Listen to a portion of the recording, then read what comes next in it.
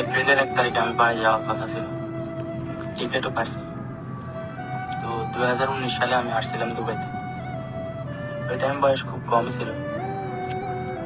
তো এর মধ্যে অনেকবার দেশে যাইতাম চাইছি, কিন্তু পারিনি বিভিন্ন রকম সমস্যার কারণে। এখন যখন টিকিট কাটি ফেলেছি, এখন তো যাওয়াই লাগবো। বাড়িতেও বলছি, কিছু কথা অনেক খারাপ লাগছে।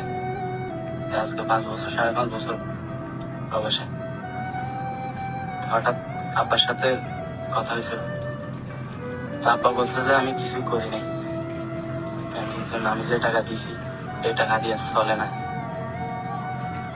এর মধ্যে বন্ধু বিয়ে দিছে, বাইরে আনছি। তো এরপর আমি কিছু করি নাই, ঘর বাড়ি সব ঠিক করছে, এরপরও আমি কলেজে কিছু করি নাই। এর মধ্যে আমি অনেকবার অসুস্থ হয়েছি, দেশে যাইতাম চাইছি, যাইতে দেয় নাই। যাক, এটা আমার কপাল। এই টিকিট আমি যাবো না দেশে।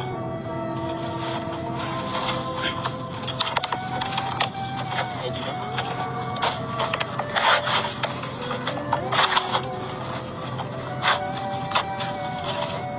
এই পাসপোর্ট